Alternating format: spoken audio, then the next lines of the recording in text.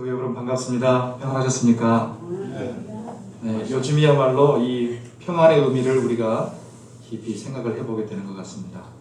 그래서 평안하십니까? 라는 말도 예전과는 다르게 들리는 것 같고, 하지만 그럼에도 우리가 확신할 수 있는 것은 이 난리통 속에서도 어떤 나라와 어떤 사람들은 전쟁통 같은 이 상황 속에서도 하나님의 은혜와 평안이 우리에게 임하여 있다는 사실입니다.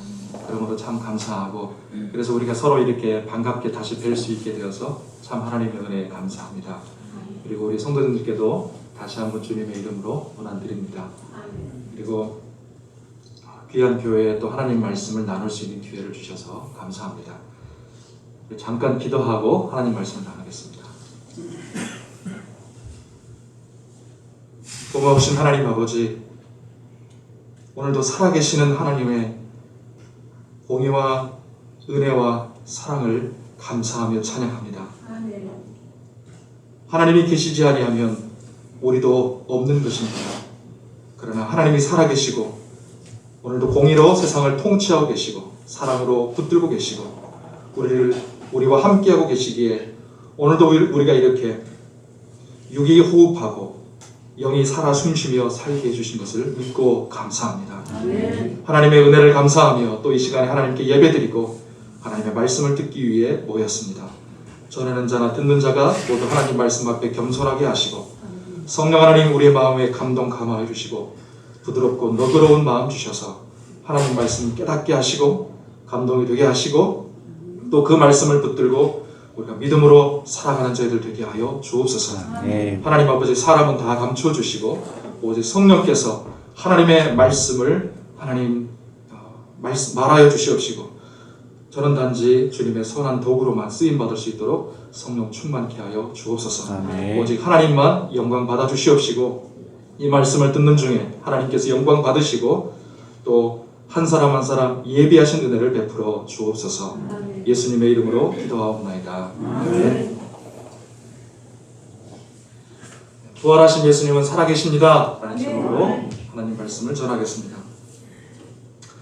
PPT 한번 넘겨주시겠어요? 밀레의 만종이라는 그림은 우리에게 그 다음 그림이요. 밀레의 만종이라는 그림은 우리에게 익숙한 그림일 것입니다. 다들 보셨겠지요? 하루의 고된 일과를 마치고 농부가 저녁에 교회 종소리를 들으면서 기도하고 있는 그런 전원적인 풍경입니다. 하지만 사실 이 그림은 그렇게 낭만적인 그림이 아니에요. 이 그림을 통해서 은은하게 들리는 교회 종소리와 함께 이 작가가 전하고자 했던 슬프지만 믿음이 담긴 그런 스토리가 이 안에 담겨있기 때문입니다. 보통 이 부부의 발밑에 망태기가 보이실 겁니다. 그 망태기 속에 씨감자가 들어있을 거다 대부분 생각하지만 사실은 씨감자가 아니라 이 부부가 사랑하고 아끼던 죽은 아기의 시체가 담겨있다는 슬픈 사연이 숨어 있습니다.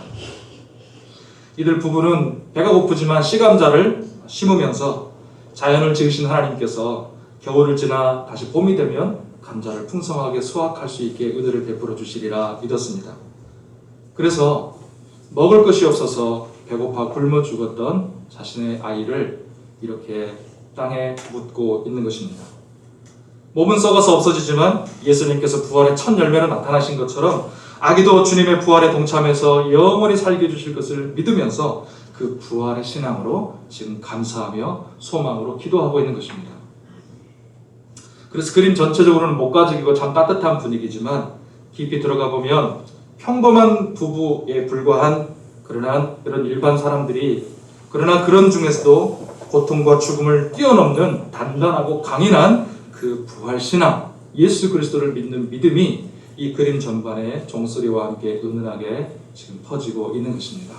그래서 우리에게도 감동을 주고 있는 것이죠. 하지만 우리는 신앙인이기 때문에 단순히 참 이 그림이 분위기가 참 좋고 따뜻하다 이런 분위기만이 아니라 이 안에 담겨있는 하나님의 복음의 메시지를 우리가 분명하게 함께 새기고 우리도 부활신앙의 믿음으로 우리도 평범하고 때로는 가난할 수 있고 때로는 이런 슬픔이 있을 수 있지만 그러나 부활신앙으로 견뎌내고 감사함과 소망으로 이겨낼 수 있는 우리 모두가 되시기를 예수님의 이름으로 축복합니다. 성도 여러분, 예수 그리스도는 부활하셨습니다. 할렐루야. 예수 그리스도께서 십자가에 죽으신 것도 사실이듯이 그 예수님이 죽음에서 다시 부활하신 것도 분명한 사실입니다. 오늘 말씀 5절 6절에 보십시오. 한번 넘겨주시겠어요? 십자가에 못 박히신 예수를 너희가 찾는 줄을 내가 아노라. 그가 여기 계시지 않고 그가 말씀하시던 대로 살아나셨느니라. 와서 그가 누우셨던 곳을 보라 라고 분명하게 말씀하고 있습니다. 예수님이 이전에 그렇게 말씀하셨고 말씀하시던 대로 살아나신 것이죠. 또한 여러분, 예수님은 살아나셨을 뿐만 아니라 지금도 살아 계십니다. 할렐루야. 넘겨주세요. 요한계시록 1장 17절 이하에 말씀합니다. 두려워하지 말라. 예수님 말씀하시는 거예요. 밤모섬에 유배되어 있다가 믿음으로 항상 하나님께 영광 돌리고 그렇게 기도하며 있던 사도 요한에게 예수님께서 오늘날 나타나셨잖아요. 영광스러운 모습으로 천상의 모습과 종말의 모습을 환상으로 보여주시는 가운데 예수님이 처음 나타나셔서 말씀하신 겁니다. 두려워하지 말라. 나는 처음이요 마지막이니 곧 살아있는 자라. 내가 전에 죽었었노라. 불지어다 이제 세세토록 살아있어 사망과 음부의 열쇠를 가졌다. 예수님이 이렇게 말씀하십니다. 아멘. 여러분, 예수님이 살아계신다는 것이 무슨 뜻입니까? 그냥 천국에서 잘 살고 계신다는 그런 뜻입니까? 아닙니다. 세세토록 살아계셔서 사망과 음부의 열쇠를 가지신 분이라는 뜻입니다. 아멘. 즉 누구도 깨뜨릴 수 없는 그런 권세를 가지고 인간의 모든 생사화복과 온 우주 만물과 피조물들을 다스리시고 주관하시는 왕이시라는 뜻입니다. 아멘. 누구도 빼앗을 수 없는 능력으로 믿는 성도와 교회를 오늘도 구원해 가시고 온 세상과 특히 악한 자들을 심판하시는 영원한 주가 되신다는 사실입니다. 아멘. 그런 분이 살아계신다는 거예요. 아멘. 그런 분이 우리와 함께하고 계신다는 것입니다. 아멘. 그 예수님이 죽으셨고 부활하셨고 우리와 함께 계시고 그리고 다시 오실 주이심을 믿습니다. 할렐루야. 네. 우리는 이 신앙을 가지고 살아가는 것이고 오늘 부활절 예배를 하나님께 드리고 있는 것입니다. 예수님이 부활하셨다는 증거는 차고도 넘칩니다. 화면 넘겨주세요. 그의 빈 무덤이 증거를 하죠. 그리고 성경의 말씀이 성경이 우리에게 증거합니다. 예수님 자신이 친히 직접 보여주심으로써 증거하셨습니다. 또 더 나아가서 예수님을 믿고 따르는 제자들과 그리고 성도들의 변화된 그 삶이 예수님의 부활이 사실이라는 것을 증거했고요. 또 지금도 증거하고 있는 것입니다. 베드로뿐만 아닙니다. 바울뿐만이 아닙니다. 지금 여기 살아있는, 여기 살고 있는 우리 한 사람 한 사람도 바로 예수님의 부활의 증거로 살고 있는 것입니다. 네, 우리 서원교회가 존재하는 이유도 바로 예수님이 부활하셨고 살아계시기 때문에 지금도 우리 서원교회가 존재하고 이렇게 하나님을 예배하고 있는 줄 믿습니다. 우리 각 사람의 존재가, 우리 교회의 존재가 바로 예수 부활의 증거가 된다는 것입니다. 학창시절에 두 친구가 기억이 납니다. 한 친구는 누군가 자기를 때리면 자기도 그냥 가만히 있지 못하고 그 뒤통수를 그대로 한번 봐주든지 이렇게 해야만 직성이 풀리는 친구였습니다. 그래서 친구가 책을 던지면 자기도 제일 무거운 책을 골라가지고 던지는 거예요. 하다못해 책상 다리에 걸려 넘어지기라 해도 그 책상 다리를 발로 차면서까지 자기 분을 그렇게 풀어내야만 직성이 풀리는 친구가 있었습니다. 그 친구의 삶의 에너지는 복수고 분노였습니다. 또 한 친구는요, 혼자 있을 때는 시무룩한데 옆에 친구들이 많이 오면 말이 많아지고 그리고 이야기 보따리를 풀어내는 활력이 넘치는 그런 친구가 있었습니다. 그 친구는 주변에 자기 이야기를 들어줄 사람들이 많으면 많을수록 좋아했습니다. 혼자 옆에 와서 좀 재밌는 이야기 좀 해달라 하면 안 해주더라고요. 한 대여섯 명 정도 고객들이 모여야 비로소 자기 이야기 보따리를 풀어놓는 거죠. 그래서 인기는 많았지만 막상 혼자 있을 때는 그렇게 별로 행복해 보이지 않았던 것 같습니다. 그 친구의 삶의 에너지는 다른 사람들의 관심과 인기였습니다. 자, 분노와 복수. 예수님은 부활하신 후에 분노와 복수에 의해서 움직이지 않으셨어요. 자기를 무고하게 죽인 종교 지도자들한테 내가 복수해야 되겠다, 성전으로 그렇게 다시 가지 않으셨습니다. 죄 없는 걸 알면서도 무고하게 무책임하고 야비하게 자기를 죽임에 내버려뒀던 빌라도 총독이라든가 자기를 때리고 희롱했던 로마 군병들한테 복수하기 위해서 예수님 그렇게 총독 관저로 가지도 않으셨습니다. 그렇다면 예수님은 사람들의 관심과 인기에 의해서 움직이셨습니까? 그렇지도 않습니다. 예수님은 십자가 죽으시기 전에도 그러셨지만 부활하신 이후에도 예수님은 그렇게 움직이지 않으셨어요. 예수님은 백성들한테 나아가서 자 봐라 내가 이게 다시 살아났다 하고 감동의 드라마를 보여주기 위해서 그렇게 해서 사람들이 인기를 얻고 세력을 모아서 뭔가 이제 큰 일을 한번 이뤄보려고 그렇게 백성들 한가운데로 가지도 않으셨습니다. 오히려 예수님은 사랑하는 제자들과 여인들에게 먼저 나타나시고 자기를 보여주셨습니다. 성도 여러분, 기독교는 분노와 복수의 종교가 아닙니다. 또 기독교는 사람들의 인기를 얻기 위해서나 세력을 모아서 뭔가 이 땅에서 일을 만들기 위한 그렇게 쇼하는 종교도 아닙니다. 오늘 혹시 이런저런 스트레스와 분노로 쌓여있는 분들이 계십니까? 아니면 누군가 나를 인정해주고 관심받기 위해서 혹시 몸부림치는 분들이 혹시 계십니까? 우리 모두는 누구나 연약하기 때문에 그럴 수 있습니다. 그렇다면 예수님은 분노도 복수도 관심도 인기도 위해서 움직이신 것도 아니고 그렇게 부활하신 것도 아니라면 그러면 예수님의 부활은 우리에게 무슨 의미가 있겠습니까? 오늘 말씀을 통해서 우리가 두 가지를 함께 나누고자 합니다. 화면 넘겨주십시오. 기독교는 생명과 승리의 신앙입니다. 따라해볼까요? 기독교는 생명과 승리의 신앙입니다. 네, 넘겨주십시오. 6절에 오늘 말씀합니다. 같이 한번 읽어보겠습니다. 그가 여기 계시지 않고 그가 말씀하시던 대로 살아나셨느니라. 할렐루야. 그 다음에 그 뒤에 7절도 같이 읽겠습니다. 또 빨리 가서 그의 제자들에게 이르되 그가 죽은 자 가운데서 살아나셨고. 아멘. 예수님 분명히 살아나셨다라고 말씀하는 거죠.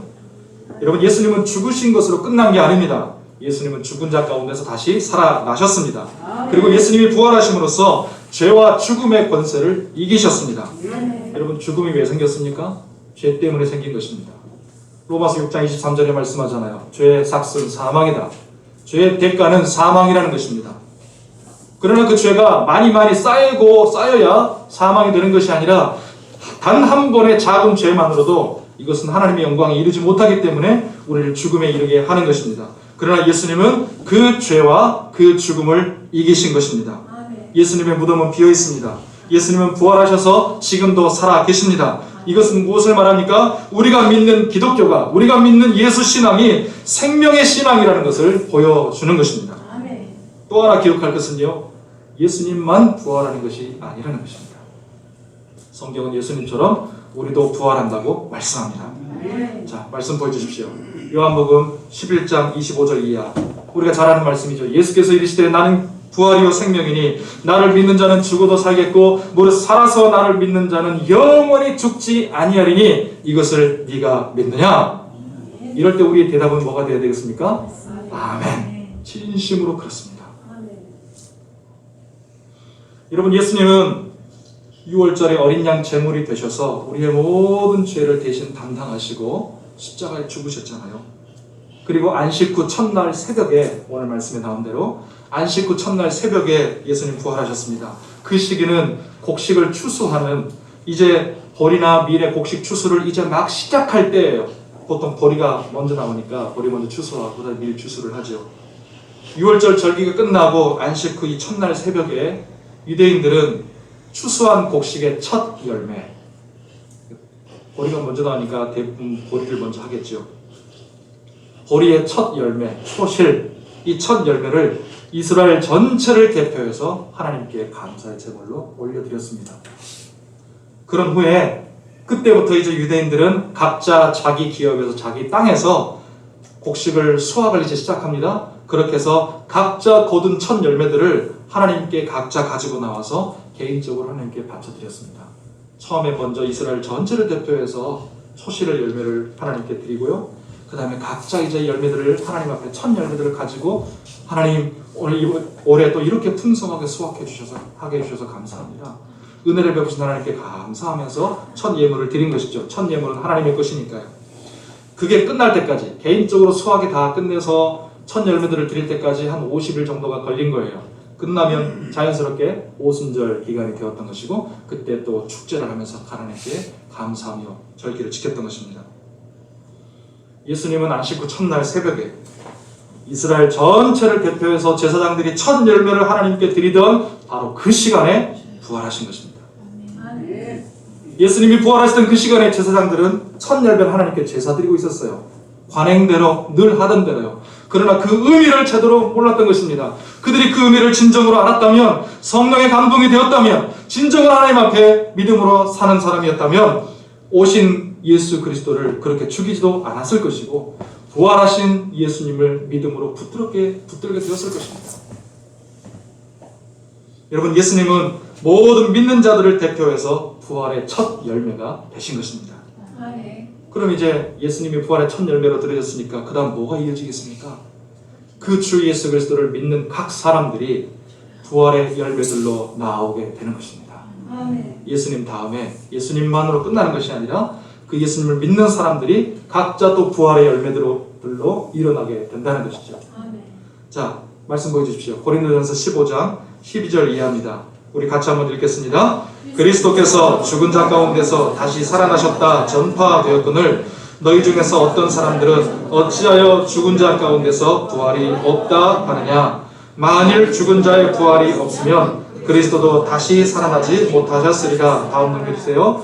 그러나 이제 그리스도께서 죽은 자 가운데서 다시 살아나사 잠자는 자들의 첫 열매가 되셨도다. 사망이 한 사람으로 말미암았으니 죽은 자의 부활도 한 사람으로 말미암는도다. 아담 안에서 모든 사람이 죽은 것 같이 그리스도 안에서 모든 사람이 삶을 얻으리라. 할렐루야. 그리스도를 믿는 모든 사람들이, 그리스도 안에 있는 모든 사람들이 삶을 얻게 될 것이다. 부활할 것이다. 이 말씀을 우리에게 확신으로 주고 계시는 것입니다. 부활을 흔히 우리가 생각할 때 죽었다가 다시 살아나는 것이라고 생각하죠. 네, 그 말 자체는 맞습니다. 하지만 단순히 죽었다 살아난 것 그 자체만이 부활을 의미하는 것이 아닙니다. 예수님 이전에도 죽었다가 다시 살아난 사람이 있지 않습니까? 예를 들면 나사로처럼. 그러나 그들은 다시 살아났지만, 나사로는 다시 살아났지만 그러나 살다가 다시 때가 되면 죽게 됩니다. 그리고 살아났더라도 여전히 죄의 본성을 가지고 있어요. 또 죄를 지을 수 있습니다. 그리고 그렇게 단순히 죽었다가 살아났다고 해도, 하나님의 은혜로 살아났지만 살아났다고 해도 그 자체로 영생이 보장되는 것은 아니라는 것입니다. 그러나 성경이 말씀하는 부활의 참 의미는요, 죄와 죽음으로부터의 승리의 부활입니다. 예수님의 부활이 바로 그런 부활 아닙니까? 예수님의 부활로 그것이 성취됐잖아요. 그러므로 부활의 참 의미는, 성경이 말씀하시는 부활은 그냥 단순히 죽었다가 다시 살아난 정도가 아니라 죄를 짓지 않는 영광의 몸과 삶으로 부활하는 것을 말합니다. 죄의 본성이 이제는 더 이상 본성으로부터 자유한 것이죠. 죄로부터 승리니까요. 그리고 예수 그리스도를 믿는 믿음을 가졌기 때문에, 그 부활을 믿기 때문에 영생을 얻은 승리의 부활이 되는 것입니다. 영광스러운 부활인 것이죠. 예수님의 부활로 바로 그렇게 성취가 된 것입니다. 그리고 우리도 그렇게 부활할 것입니다. 예수님은 부활하셨고요. 그리고 우리는 예수님을 따라서 부활하게 될 것입니다. 예수님이 다시 재림하심으로써, 예수님이 처음에 부활하심으로써 그것이 시작됐고요. 예수님이 재림하실 때 그 진정한 부활이 우리 모두에게 완성이 되게 될 것입니다. 그러므로 우리는 이미 예수님이 이루신 그 승리의 부활을 믿음으로써 우리가 앞으로 맞이하게 될 같은 부활을 소망하며 이 땅에서 우리가 살아가고 있는 것입니다. 그러므로 성도 여러분, 다시 한번 확실하게 믿으십시오.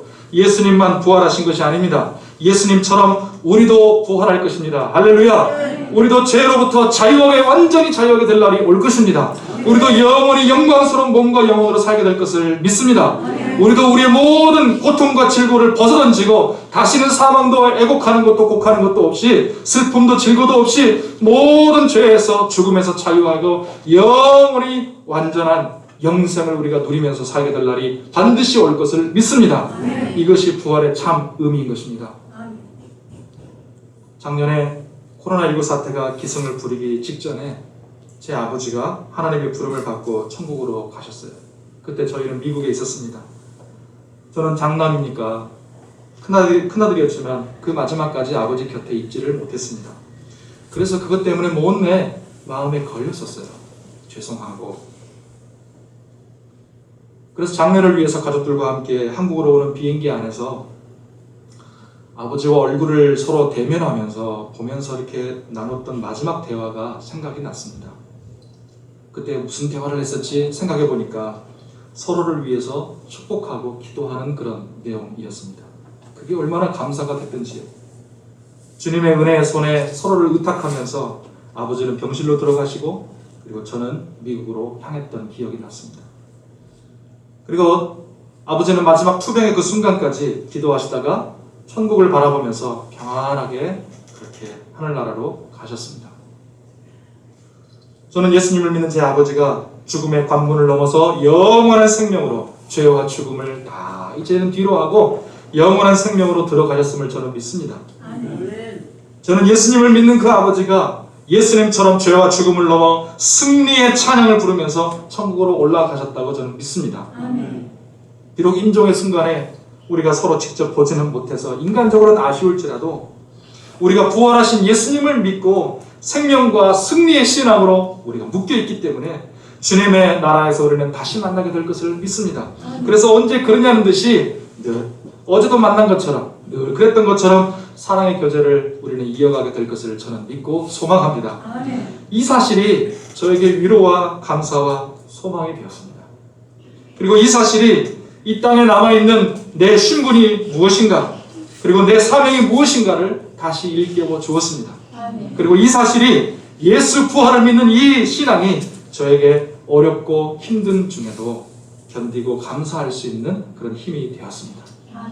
성도 여러분, 오늘 이 시간 지금 비슷한 상황에 어려움에 낙담과 절망에 고통에 답답함에 막막함에 또는 분노에 처해 있는 분들이 혹시 계십니까?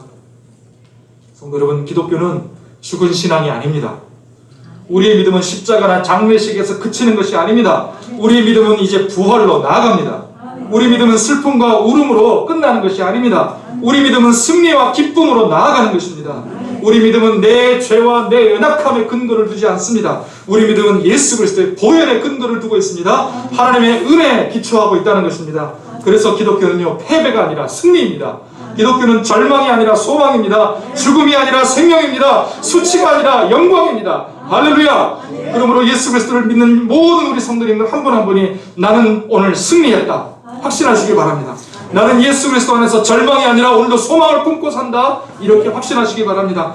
나는 비록 내가 이 땅에 발딛고 여러 가지 죄의 본성에 유혹당하고 세상의 공격과 내 몸의 약함을 안고 살고 있지만 그러나 예수 그리스도 안에서 오늘 나는 그 하나님이 주시는 영원의 생명을 누리며 살고 있다. 이 확신을 가지고 사시기 바랍니다.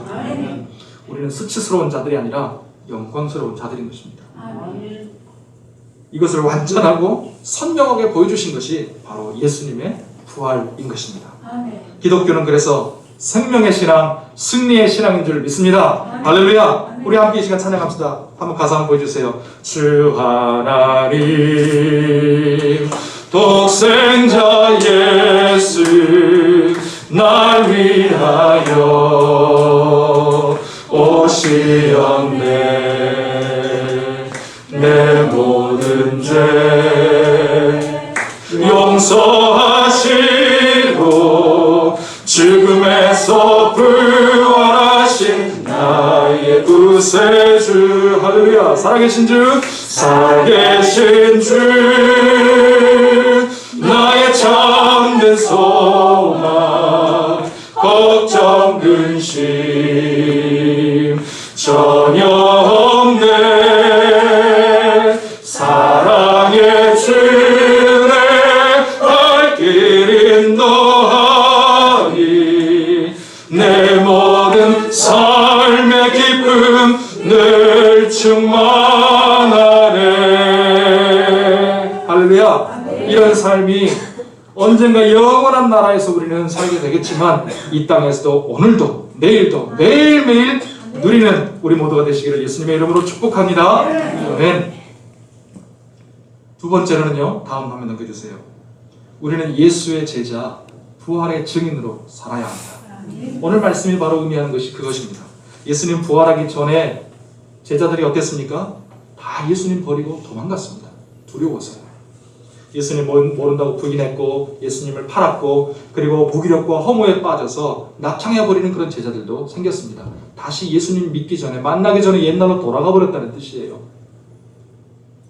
우리도 가끔씩 그럴 때 있지 않습니까? 뭔가 사명을 가지고 하나님의 성령으로 충만해서 내가 헌신해야지 봉사해야지 뜨겁게 마음을 먹었다가 절망이 되거나 힘든 일들이 닥치거나 실족하는 일이 생길 때 그냥 모든 걸 다 그냥 포기해버리고 다시 옛날로 돌아가 버리고 싶은 그런 생각이 들 때도 있지 않았습니까? 심지어 예수님 부활하신 예수님을 만나기 전에 예수님 주일 새벽에 부활하셨는데 그 주일 저녁에까지 요한복음 20장에 보면요. 제자들이 한 곳에 모여서 유대인들이 자기들도 잡아 죽일까 두려워해서 문을 걸어 잠그고 그렇게 모여 있었습니다. 예수님 이미 부활하셨는데도요. 그들은 두려웠습니다. 목숨이 아까웠습니다. 위협과 박해와 죽음이 두려웠습니다.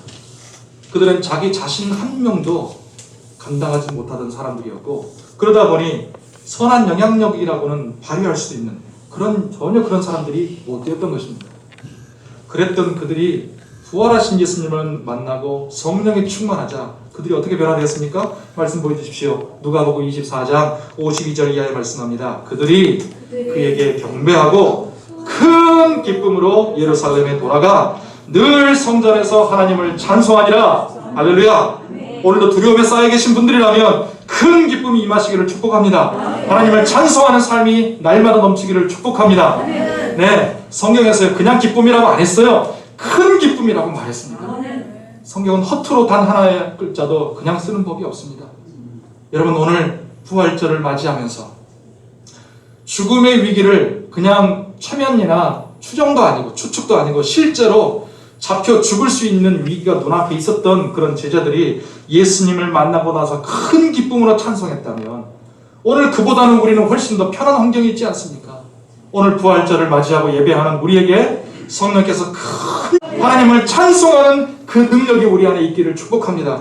사람들을 두려워해서 문을 닫고 숨어있던 제자들이요 성전으로 공개된 성전으로 달려 올라갑니다. 거기서 하나님을 찬송했다고 그러잖아요. 무서워하며 절망하던 여인들과 제자들이 큰 기쁨으로 찬송하는 자들이 되었습니다.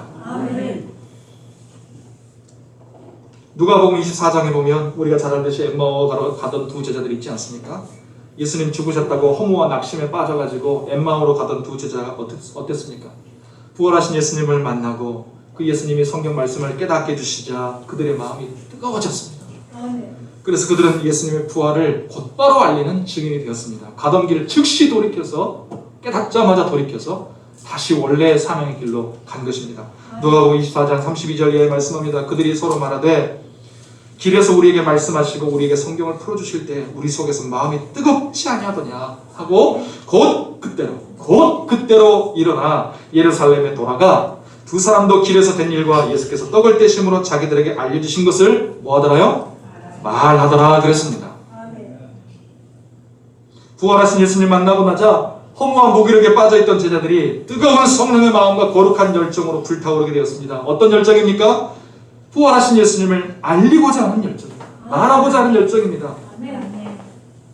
예수님이 죽으셨고 다시 살아나셨고 지금도 살아계신다는 그 복음을 전파하고 증언하고자 하는 이 뜨겁게 불타오르는 성령의 열정, 성령의 마음이 그들에게 충만하게 되었던 것입니다.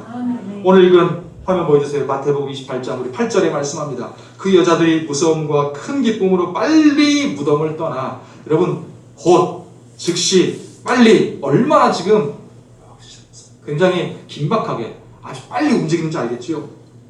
빨리 무덤을 떠나 제자들에게 알리려고 다름질을 했다 그랬습니다. 부활하신 예수님을 성령으로 뜨겁게 만난 사람들과 교회는요 이렇게 됩니다. 부활하신 예수님을 이 큰 기쁨을 안고 사람들에게 알리려고 다름질해 갈 정도입니다. 오늘 성도 여러분 무엇을 향해 달려가고 계십니까? 최근에 여러분들이 나는 무엇을 향해서 아주 열정적이고 적극적인 마음으로 달려가셨습니까? 요즘 사람들은 이렇게 이제 힘든 상황이고 불확실성이 커지는 상황이 되니까 그래서 부동산으로 달려가고 주식으로 달려가고 또는 도박으로 달려가고 요즘에는 또 비트코인에 달려가고 또 청년들은 게임으로 달려가고 그렇게 거기에 마음을 다 쏟더라고요. 그러나 진정으로 부활하신 예수님을 진득하게 만난 성도와 교회는 어디로 달려가야 되겠습니까? 예수 부활의 증인의 삶으로 달려가야 되는 것입니다. 예수님의 부활 소식을 듣고 그 예수님 만난 막달라 마리아와 다른 마리아는 곧바로 예수님의 부활하셨음을 알리는 자들이 되었던 것입니다. 다음 화면 보여주세요. 사도행전 4장 18절 이하에 말씀합니다. 그들을 불러, 여기서 이 말은 부활하신 예수님 만난 다음에 이제 많은 사람들이 예수님 믿게 되고, 그러니까 예수님 승천하신 뒤에요. 그러자 공회원들이 베드로와 요한을 위협합니다. 그렇게 하지 말라고. 지금 그때 장면입니다. 그들을 불러 경고하여 도무지 예수의 이름으로 말하지도 말고 가르치지도 말라 하니 베드로와 요한이 대답하여 이르되 하나님 앞에서 너희의 말을 듣는 것이 하나님의 말씀을 듣는 것보다 옳은가 판단하라. 우리는 보고 들은 것을 말하지 아니할 수 없다 하니, 그러면서 돌아와서 이렇게 위협당하는 것과 이런 내용들을 가지고 다른 사람들에게 제자들과 함께 알리고 서로 기도를 합니다. 그때 뭐라고 기도했는지 아세요? 하나님, 우리가 너무 힘들어요. 이렇게 기도하지 않았습니다. 못하겠습니다. 도와주세요. 이렇게 이런 정도로 하소연하는 식으로 기도하지 않았습니다. 오히려 하나님, 우리가 예수 부활, 예수의 복음을 더 담대하게 증거하고 하나님의 역사가 일어날 수 있도록 도우시옵소서. 이렇게 기도했습니다. 그 다음에 빌기를 다음에 모인 곳이 진동하더니 무리가 다 성령에 충만하여 담대히 하나님의 말씀을 전하니라 그랬습니다. 오늘 예배를 드리러 들어오실 때는 혹시 축 늘어진 어깨나 아니면 평소와 다를 것 없는 그런 모습으로, 또 여전 지금 힘든 상황이니까요, 힘에 겨운 모습으로 혹시 들어오셨다면, 예배를 마치고 세상을 향하여 다시 삶의 현장으로 돌아갈 때는 우리가 담대한 확신과 믿음과 승리와 생명으로 가득 찬 그런 어깨로, 그런 모습으로 우리가 세상을 향하여 나갈 수 있기를 축복합니다. 아멘. 예수님의 부활은 제자들과 성도들의 삶을 변화시켰어요. 담대함을 주셨고, 용기를 주셨고, 열정을 주셨고, 소망을 주셨고, 왜 살아야 하는지 살아갈 목적과 이유를 주셨습니다. 그리고 그렇게 할 수 있는 능력과 동기부여도 주셨습니다. 예수님의 제자들은 그 후에 핍박과 권력을 두려워하지 않고요, 예수님이 죽으시고 부활하셨다고, 그 예수님이 바로 그리스도시고 구세주이시고 세상을 다스리시는 주 하나님의 아들이시라고 삶을 바쳐서 생명을 다해서 증거하며 전했습니다. 그들의 입으로 증거했고요, 그들의 삶으로 증거했습니다. 다시 한번 말씀드립니다. 그들의 입으로 증거했고 그들의 삶으로 증거했습니다. 박해받을 때 인내하면서 참았고, 세상 속에서 자신들에게 맡은 본분에 최선을 다해서 성실하게 임하면서도 악한 자들의 죄악과 방탕한 문화에 같이 물들거나 그러지 않고 자신들의 거룩함을 지켰습니다. 권력과 부를 탐하지 않았습니다. 무책임하고 이기적으로 자리만 지키고 있지도 않았습니다. 약하고 가난한 이들을 외면하지도 않았고 깊이 공감하고 돌보아주었습니다. 예수님이 죄인이었던 우리를 임마누엘로 함께 해주셨던 것처럼 그 예수님을 닮아서 슬픔과 고통을 당하는 사람들, 가난하고 연약한 자들, 돌봄과 하나님의 은혜가 절실하게 필요한 사람들과 함께 해주었습니다. 불의하고 미움이 가득한 세상 속에서 하나님의 공의와 사랑을 실현시켜가기 위해서 자신들의 모든 것을 기꺼이 드렸던 것입니다. 온 몸과 삶으로 예수의 제자로 살았고 부활하신 예수의 증인으로 살았습니다. 성경 속에서도 그렇고 역사 속에서도 그렇고 지금 이 순간에도 부활하신 예수님을 만나고 믿는 모든 그리스도인들은 예수의 제자로서 예수의 부활과 복음의 증인으로서 살아갔고 지금도 살고 있는 줄을 믿습니다. 부활하신 예수님이 제자들에게 또 제자인 우리에게 말씀하십니다. 화면 보여주세요. 누가복음 24장 46절 이하에 말씀합니다. 이르시되 이같이 그리스도가 고난을 받고 제3일에 죽은 자 가운데서 살아날 것과 또 그의 이름으로 죄사함을 받게 하는 회개가 예루살렘에서 시작하여 모든 족속에게 전파될 것이 기록되었으니 너희는 이 모든 일의 증인이라. 아멘. 여기 여러분 너희라는 말에 여러분의 이름을 나 누구누구라고 한번 집어넣으셔서 우리 다시 한번 이 말씀을 읽어보겠습니다. 마지막 부분만요. 시작. 나 정성진은 이 모든 일의 증인이라. 아멘. 다시 한번요. 다시 한번 시작. 나 정성진은 이 모든 일의 증인이라. 할렐루야. 네, 이건 어린이도 하는 일입니다. 이건 어른들도 하는 일이고, 네, 죽음을 앞두고 있는 노인도 얼마든지 할 수 있는 일입니다. 병상에 누워서 아무것도 움직이지 못하고 있는 분을 뵌 적이 있습니다. 그분은 열심히 주님을 믿고 살았고 경건하게 살았던 분이었습니다. 병상에서 그분을 보는데 야, 저분은 저렇게 누워 계시는 것보다는 차라리 그냥 하나님이 빨리 데려가시는 게 더 고통에서 해방되고 낫지 않을까라는 생각을 할 정도로 참 힘들게 계시는 분이었습니다. 그러나 제 생각이 틀렸다는 것을 며칠 지나고 나서 알았습니다. 그분은 누워 계셨지만 그러나 그의 입은 계속 움직이고 있었어요. 기도하고 찬송하는 입술이었거든요. 곁에 다가오는 사람들, 간호사들이든지 간병이든지 누구든지 간에 하나님의 은혜를 말했고 예수님을 전했고 자신이 지금 왜 비록 지금 힘든 상황이지만 하나님의 은혜로 지금 살고 있고 자신은 천국을 확신하고 있다는 것을 알렸습니다. 근데 그분의 눈빛에는 흔들리는 눈빛이나 짜증이나 원망의 눈빛은 아니었습니다. 불안함의 눈빛도 아니었습니다. 그분은 평안함과 감사의 눈빛을 보였습니다. 그래서 저도 깨닫고 거기 있는 많은 분들이 깨닫게 되었습니다. 그분은 누워 계시면서 아무것도 할 수 없는 몸이었지만 누워 계시는 그 자체로 하나님이 살아계심을, 예수님이 살아계신다는 것을, 하나님이 입은 자의 모습이 어떤 건지를 보여주고 계셨던 것입니다. 그냥 누워 계시는 자체였는데 아무것도 못하는 거였는데 밥도 누가 떠먹여줘야 먹을 수 있고 그런 분이었는데 화장실도 제대로 못 가고요. 그러나 누워 계시는 그 자체만으로 그분은 예수님을 증거하고 있었던 것입니다. 가만히 누워만 있는 분에도 예수님을 증거할 수 있다면 온 사지백체 오장육부가 건강하고 기력이 있는 우리는 얼마나 더 예수님의 증인으로 활기차게 살 수 있겠습니까? 다음 화면 보십시오. 사도행전 1장 8절 우리 같이 한번 힘차게 읽겠습니다. 오직 성령이 너희에게 임하시면 너희가 권능을 받고 예루살렘과 온 유대와 사마리아와 땅끝까지 이르러 내 증인이 되리라. 할렐루야. 증인이라는 단어가 두 번이나 나오지 않습니까? 우리를 위해 죽으시고 부활하신 예수님은 그 자신을 예수님을 믿고 따르는 성도와 교회에게 지금도 말씀하시는 거예요. 예수의 부활을 믿는 자여 부활하신 예수의 증인이 되라 라는 것입니다. 작년과 올해의 고난주간과 부활주일은 그 이전과는 사뭇 다른 분위기죠. 코로나19가 전 세계를 휩쓸었으니까요. 다음 한번 보십시오. 전례 없는 코로나 바이러스로 인해서 이 전염병으로 인해서 전 세계가 고통과 두려움과 위기를 겪고 있고 수많은 사람들이 쓰러졌고 또 죽어가고 있기 때문입니다. 제가 있던 미국은 더 심했습니다. 코로나가 걸렸어도 이거 걸렸다고 알려주면 자기 또 직장에 뺏길까 봐서 일을 못하면 먹고 살기가 힘드니까 그래서 말도 안 하고 그렇게 다니는 사람들도 많이 있었습니다. 당연한 듯하게 누리던 우리 일상과 자유를 제한당하고 있고요. 육체적으로, 경제적으로, 정신적으로, 관계적으로, 영적으로 우리는 고통과 피해를 입었습니다. 성도와 교회도 신앙생활하기 힘들고 이렇게 모이기도 힘든 시간이 아직도 여전히 계속되고 있지 않습니까? 백신이 나와서 조금 더 우리의 형편이 나아졌고 이제 곧 풀리려나 싶지만 아직 위기가 끝난 것이 아닙니다. 언제 위기가 끝날지 또 우리의 고통이 앞으로 얼마나 더 심해질지 모릅니다.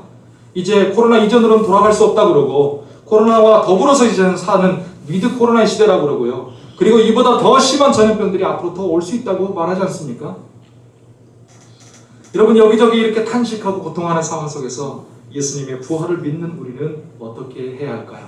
부활의 증인으로서요. 흑사병이라고 불리는 패스트는 여러 차례 유럽을 휩쓸어가지고 폐허로 만들어졌습니다. 패스트로 인해서 유럽 인구의 절반을 잃은 뒤에 그로부터 200년도 채 지나지 않아서 16세기에 독일에 또다시 패스트로 인해서 수많은 사람들이 죽어가고 공포에 떨었습니다. 종교개혁자 마틴 루터는 이 전염병의 상황 속에서 그럼 평범한 사람들이 어떤 삶을 살아야 하는가, 평범한 사람들의 책임에 대해서 글을 썼습니다. 죽음의 역병으로부터 피신해야 하는가 이런 제목으로요. 그 글의 내용을 한마디로 말하자면 다음을 보십시오. 책임을 다하라, 자리를 지키라 였습니다. 병자들과 시민을 돌보는 의사, 간호사, 공직자, 경찰, 구조대원들 책임을 다해야죠. 지금 우리가 그렇게 하고 있어서 그들의 희생으로 지금 우리가 사회가 유지되고 있는 거 아니겠습니까? 그러나 그분들뿐만이 아닙니다. 영혼을 돌보는 목사도 자리를 지켜야 합니다. 자녀를 돌보는 부모도 책임을 다해야 합니다. 그리스도인들도 역시 자리를 지켜야 합니다. 우리 세상에서의 자리도 지켜야 하지만 우리의 영적인 자리도 지켜야 합니다. 하지만 이것은 무조건 위험을 감수하라 그런 뜻이 아닙니다. 우리에게는요, 나 자신의 생명을 소중히 여겨야 될 그런 책임도 있고요. 또 보살핌이 절실한 다른 사람들의 생명도 소중히 여겨야 될 그런 책임도 있는 것입니다. 이 두 가지 사이에서 우리는 주님의 인도하심과 믿음을 따라서 행해야 됩니다. 루터는 사람들에게 이렇게 말했습니다. 병원도 약도 그것도 다 하나님이 주신 것이니까 그것도 믿음으로 수용하라. 이렇게 권면함과 동시에 자신은 병자들과 죽어가는 이들을 돌보기 위해서 루터 자신은 비텐베르크에 남았습니다. 섬김의 종이 되셨던 예수님처럼 말이죠. 유럽에서 이 패스트 팬데믹이었을 때 당시에 지도층으로 군림하던 교회와 사제들은 사람들에게 약도 주지도 못하고 도움도 주지도 못했습니다. 약은 없으니까 어쩔 수 없다고 치더라도 그러면 그들이 할 수 있는 일, 해야 하는 일을 해야 되지 않습니까? 즉 자리를 지키고 사람들을 돌보고 붙들어주는 일을 했어야 했습니다. 하나님을 믿음으로 바라보면서 부활신앙을 가지고 의연하게 대처하고 있는 것을 그들의 삶으로 보여줘야 했습니다.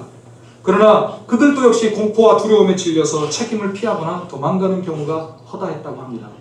그러자 사람들이 예수님을 믿고 부활을 믿는다는 교회와 믿지 않는 세상에 뭐가 다른지 차이점을 별로 찾지 못하게 된 것이고, 그로 인해서 많은 사람들이 더 이상 교회를 갈 필요가 없구나, 차라리 그냥 내 몸이라도 지켜야 되겠다, 이렇게 생각하고 많은 사람들이 신앙의 길에서 떠나게 되었던 것입니다.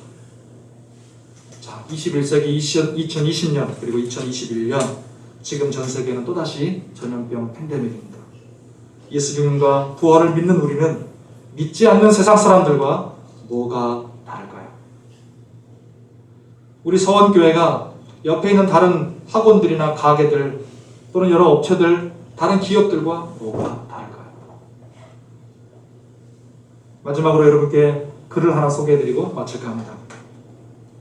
나는 이제 하나님의 임재를 믿는다 라는 제목으로 율리안 우르반이라는 38세 된 이탈리아 의사가 쓴 글입니다.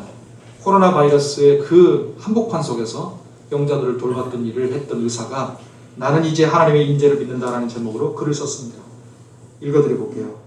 많은 어두운 악몽 같은 순간들을 지나왔지만 지난 3주 동안 여기 우리 병원에서 발생한 일들을 내가 보고 경험할 것이라고는 상상도 못 해봤습니다. 그 악몽은 지금도 있고 더 거대해져 갑니다.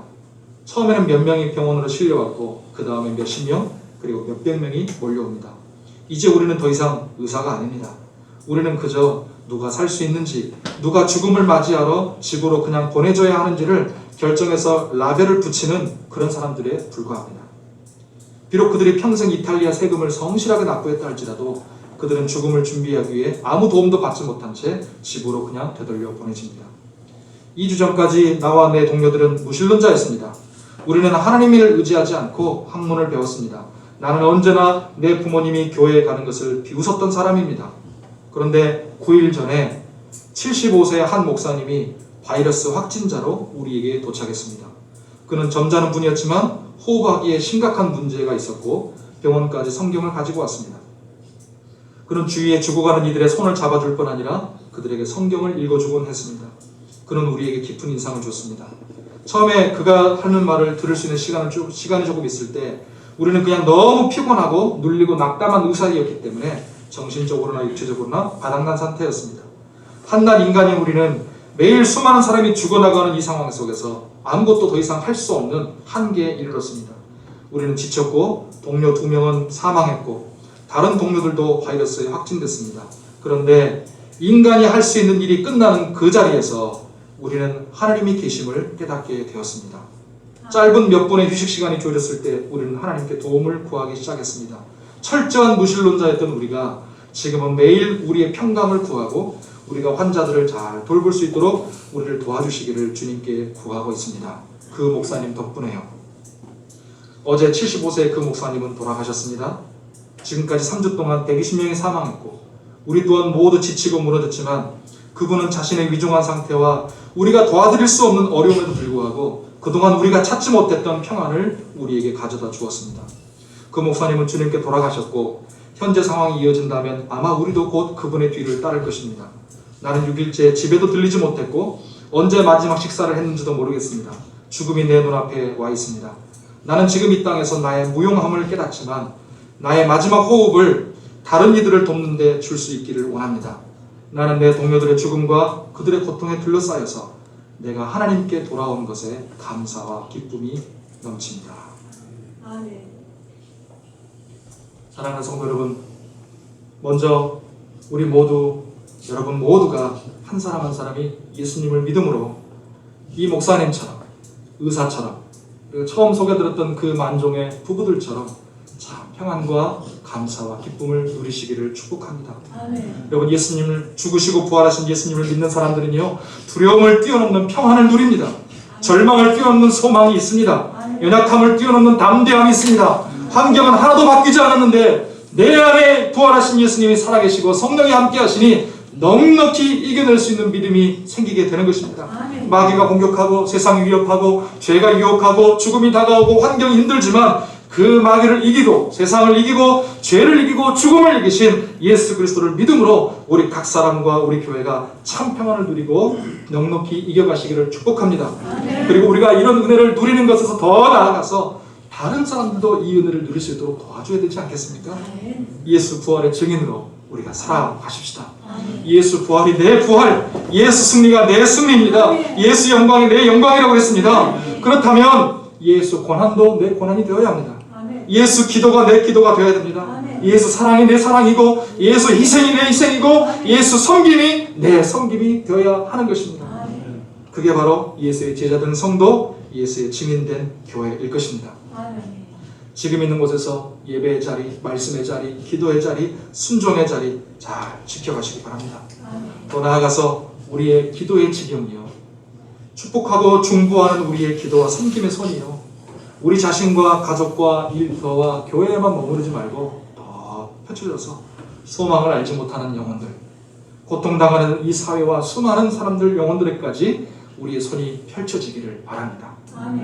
그래서 고통과 눈물 넘어서 그들에게도 위로와 소망이 있음을 알게 해주십시다. 두려움과 죽음을 넘어서 평안과 생명이 있음을, 모든 절망과 죽음과 죄와 두려움을, 걱정을 이겨내고 승리하는 비결이 있음을 예수 그리스도의 부활의 증인인 우리를 통해서 보게 해주고 경험하게 해주는 그런 성도와 교회가 되기를 예수님의 이름으로 축원합니다. 기도하겠습니다. 하나님 아버지, 감사합니다. 죄로 인해 죽을 수밖에 없고, 아니 이미 죽었던 우리를 불쌍히 여기사 영원 전부터 택하여 주시고 예수 그리스도를 보내 십자가에 죽게 하시고 부활하심으로 말미암아 또 성령으로 우리의 마음을 일깨워 주시고 회개하시고 돌이키게 하사 우리의 마음을 녹이사 그 예수 그리스도를 믿고 우리가 구원받게 해주신 하나님의 은혜와 하나님의 우리에게 주신 구원을 감사하며 찬양합니다.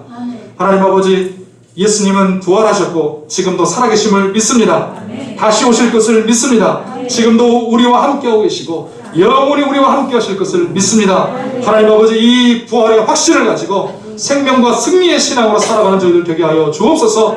또한 하나님 아버지, 이 믿음으로 우리가 날마다 두려움을 뛰어넘는 평안을 누리고 절망을 뛰어넘는 소망과 기쁨과 승리를 우리가 날마다 누리면서 살아갈 뿐만 아니라 하나님 아버지, 이 소망이 필요한 이들에게 예수 부활의 증인이 되어서 우리의 입으로 증거하고 우리의 삶으로 증거하여 그들도 주님께로 돌아오고 함께 은혜를 누리고 동참할 수 있도록 우리가 돕는 그런 주님의 부활의 증인, 예수의 제자로 사는 성도와 교회들 되게 하여 주옵소서. 우리의 삶의 가정과 일터와 곳곳에 또 우리 교회에 하나님 이 나라와 전 세계에 하나님 아버지 주님의 평안이 임하게 하여 주시옵소서. 간절히 하나님 고통 중에 부르짖는 자들의 하나님 아버지 그들의 절규와 부르짖음을 하나님께서 불쌍히 여겨주시고 하나님 구원하여 주시고 손을 펼쳐 주시옵시고 하나님이 얼마나 우리와 함께 하시는지를 보여주시옵소서. 감사하며 예수님의 이름으로 기도하옵나이다. 아멘. 저는 숭일학교를 졸업하고 그리고 세상으로 나갔습니다. 그래갖고 나중에 결국에는 사형 선고를 받았어요. 사형 선고를 받는 무슨 사형 선고냐? 고관절로 인해서 걷지 못하고 가다가 손가락까지 빽빽 말라갖고 3개월도 못 산다고 병원에 사망 선고를 내렸어요.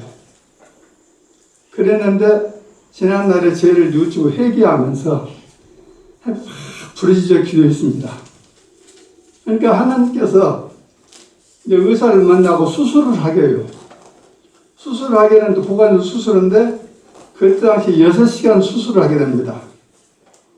6시간 그때는 의학이 발달되지 않아가지고 1972년도에 수술했었는데 정말로 6시간 수술하는데 완전 마취를 했어요. 처음에 내가 수술하려고 할 때 나는 마취하면 수술 안 한다 그랬어요. 그런데 어쩌구나 해서 나 교회 나갑니다. 그때 회개하는 마음으로 이야기를 했어요. 나 교회 나간다는 게는 의사는 하는 말은 나는 예수 안 믿는 게 나는 못 믿습니다. 그런데 마치 할 것이 안 할 것이요. 둘이 실행에다가 어머니는 자꾸 수술해라. 그렇게 하면서 이야기하고 결국은 내가 쳐가지고 결국에는 그러면 수술하시오 그랬어요. 완전 마취 하고 싶어. 근데 2시간 만에 짝짝짝짝 못 찢는 소리 안 나고 탁탁탁 치는 소리가 나요. 그래서 물었어요. 무엇을 짝짝짝 찢습니까? 무엇을 탁탁 칩니까? 걔는 당신 살을 찢고 당신 다리 뼈를 깎고 있습니다. 그렇게 하는 거예요. 그러고 나서 정말 수술하는데 아무런 것이 없어요. 아픔이 없어요. 그러고 나서 이제 다 수술하고 다 봉했는데 그때 당시 뭡니까? 쇠를 준비하고 쇠를 넣으려고 했었는데 의사들이 쇠도 준비도 안 해놓고 수술하는 거예요. 그래 강주 의료기구상에 다 더듬어갖고 해도 쇠를 못 얻고 그러니까 결국은 뭐라냐면은 이제 내가 다급하게 제쳐서 하니까 아무 뼈를 때려 박자고 근데 내 다리에다 문뼈를 박았나 몰라요. 근데 그것이 하나님 은혜였어요. 그래가지고 바로 수술 와서 일주일 병원에 있다가 퇴원해가지고 그래갖고 이제 집에서 누워있다가 근데 하나님 교회를 올라갔어요. 교회 강주 서영교라고 일정을 구해줄 텐데 제가 등반하고 올라가는 교회거든요. 근데 그 교회에 올라가서 기도를 하는데 회개 눈물 나오는 거예요. 나도 모르게 막 눈물이 막 아무리 그칠래야 높여서 눈물 나와요. 그래가지고 결국은 하나님께서 회개시키시고 나중에 뜻밖의 또 우리 교회 집사님이 나보다가 신학을 해갖고 목사가 돼갖고 목사 정말 35년간의 목회생활을 마치고 그리고 은퇴를 하고 지금까지 살고 있습니다. 근데 정말 72년도에 사형 선고 받은 사람이 지금 78입니다. 나이가. 그런데도 하나님께서 지금까지 건강주의 아무 병도 없었잖아요. 약도 아무것도 안 먹습니다. 그래서 사람 우리 성도들도 희망을 가지시고 하나님은 살아계십니다. 저 사업하다 또 실패됐어요. 실패돼갖고 정말 완전히 망해버렸어요. 그런데도 하나님께서 다시 회복시키셔가지고 결국은 오늘까지도 하나님 은혜 가운데서 굶주리지 않게 하시고 넉넉하게 채워주시더라고요. 그냥 하나님 살아계시니까 확실히 믿으시고 여러분들이 진실한 믿음 속에서 살아가시길 바랍니다. 네. 축복하겠습니다. 살아계셔서 어제나 오늘나 영원토록 우리를 지키고 보호하시는 성령의 하나님 주 예수 그리스도의 무한하신 은혜와 오늘 또 부활주를 맞아서 우리 하나님 앞에 나와서 예배드리는 사랑하는 모든 성도들 머리머리 위에 가정 위에 직장 위에 모든 생활터 위에 서헌교회 우리 한국교회와 세계교회 이제로부터 영원토록 함께 있을지어다. 아멘.